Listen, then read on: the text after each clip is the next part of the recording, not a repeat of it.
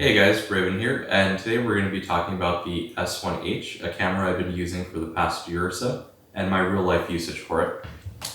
Let's get started.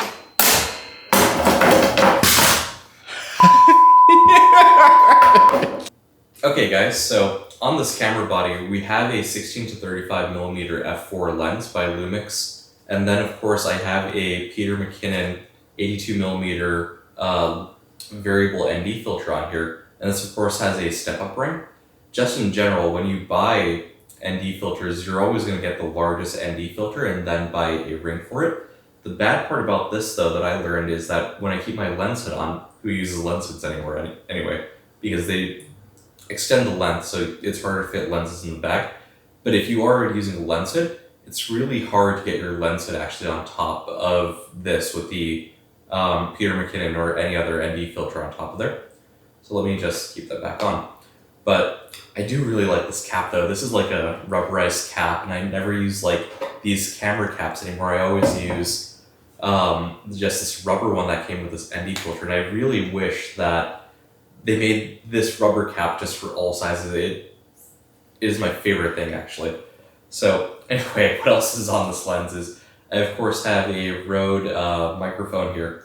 And I have a bunch of accessories that I use on a day-to-day basis. This is of course the 24 to 105 f4 lens. This is actually the first lens I bought. And I kind of regret doing that because I only use the 16 to 35mm lens. But this is also one of those zooms that if I want more range and stuff like that, I thought it would be more versatile. But turns out I only do really wide shots and real estate and that type of thing, vlogging. So 16mm is really what I use a lot more than this one. So that was kind of like a mistake there, and I'll kind of talk about the performance of all of these too. This is going to be an Atmos Ninja recorder. Now, as you guys know, the S1H shoots 5.9K RAW or 6K anamorphic RAW, it's 3x2 I think, something like that. I've never actually used that setting. I've only used the 5.9K because that allows me to get the 16:9 format. Now, you can output RAW to this, and this is kind of one of the big features of the S1H to be Netflix ready, Netflix certified approved, whatever you want to call it.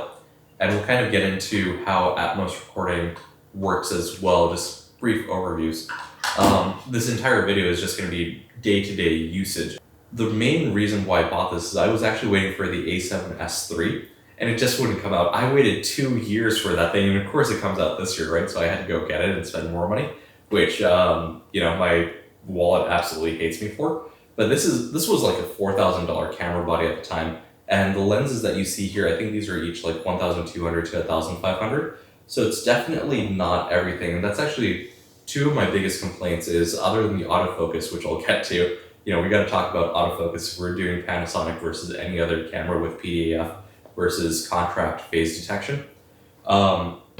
It's really about the lenses that you have available. Now, Panasonic has a couple of different zooms. They of course have Sigma, like a part of the L-mount Alliance. Jared Pullen has a really nice sound bit of that where he just does like L-mount Alliance or something like that. Just screams it. We'll do, something there for it. But in terms of zooms, they have now the 20 to 60, which is pretty affordable. I think it's $5.99, and that wasn't available when I started. Otherwise, that would be probably the lens that I got. Instead, this was kind of the kit lens, which was the 24 to 105. And this is, as I said, about 1,200, so not really that cheap for a kit lens. And then this is an f4 lens, but if you want an f2.8 lens, then it's going to be the 24 to 70, and that's way worse on your price tag, like well over $2,000. So this is kind of like a expensive ecosystem, which is why I don't recommend people get into L-mount, even though this is an absolutely fantastic camera. Though nowadays it's, why are you also not considering the R5, R6 from Canon, and then the A7S III if you're doing this mostly for video shooting, right? I'll kind of explain the reasons for that. But phase detect or contrast detect autofocus versus phase detect PDAF is probably the biggest weakness of this camera. When I've been working and getting like close-up shots, far away shots, it's really hard for this camera to focus, where I've had to like redo a couple of shots and stuff like that. If you're working on anything that's high speed for image photography, by the way, photography, this works great. It's just videos that it suffers at. Also, the size of this, like, easily, I think, the biggest camera that exists within the industry. I need to compare it against some of the Canon ones, but this thing is bulky. This thing is heavy. It's massive. It doesn't easily go into a camera bag. I had to specifically buy my camera bag around this instead of kind of like, hey, I can just use a camera bag and not have to worry about it. Yeah, that's my biggest complaint. But otherwise, like ports and stuff, full-size HDMI, the raw output on the Atmos and everything like that, that's kind of why the size is actually okay, right? Because you wanted a camera that could do everything. It can give you a high resolution. It can give you 60 FPS, 4K video. It can give you that, these little dials and knobs and stuff like that, which, hey, I keep saying the A7S III is amazing, but I miss having all of these dials, knobs, and buttons that the A7S III just doesn't have enough custom buttons and stuff for me as a user. This display also is fantastic, right? This screen also tilts upwards, which is really, really big for me because as a content creator, sometimes you want to shoot like this, where this is kind of like how you do it. With the Atmos, though, it's not as big of a deal, but you still kind of want to shoot like this versus going out like this. But this is kind of why I purchased it in the first place, is I needed something that could shoot 4K 60 and had a screen towards me, because I didn't want to buy an Atmos recorder for vlogging sometimes if I was doing it like this. But then when I did actually hold it like this, I noticed that the camera was way too bulky for me to not get tired. And gimbals are actually a huge problem with this thing. There's very few gimbals that can actually support the weight of this camera. So I had to make sure that I bought a gimbal that could specifically handle the weight of it. And I ended up getting the Zion Weeble S. But otherwise, I was thinking about the DJI Ronin. I was thinking about a whole bunch of other gimbals, and really the weight couldn't just support this. But talking about this lens, another reason why I do like this lens is because it has optical image stabilization built into it. It has these buttons here for AF autofocus, manual autofocus, as well as a lock, where, I just recently started buying Sony lenses for the A7S III, and I noticed that they don't have any of that stuff. Basically, they just might have one button, and honestly, that kind of pisses me off a little bit. Just gonna say that, like, Sony, you're charging me massive amounts for lenses and glass. Why not get all the bells and whistles on there, especially if they're a G Master, which they're supposed to be your best, right? A good thing about this is Zeiss, the f4 lens I'm using right now, is OSS, optically image stabilized or something like that. But the G Master one, 16 to 35 equivalent 2.8 from Sony, that is not optically image stabilized, but it costs well over $2,000. But hey, you get a little button on the side, so I guess it makes it fine. Wait, no, it doesn't. That's actually why I went with that Sony lens. But this isn't a Sony glass review. This is a S1H day-to-day usage. And I kind of talked about a lot of that just being big, bulky, heavy. But this is a Condor blue cage. And so, this fits kind of like this. I won't actually work on fitting it on. But basically, you have your top handle here. So you hold it like this. And if you have any side grips, for example, Small Rig sells really good side grips that go into the quarter threads and stuff like that on this. But you would hold it like this on the side, and maybe like this type of thing deal if you wanted to. Now, the really nice thing is the Condor Blue has a little red power on and off button to start your recording. This also has two recording buttons, which I kind of enjoy, kind of don't.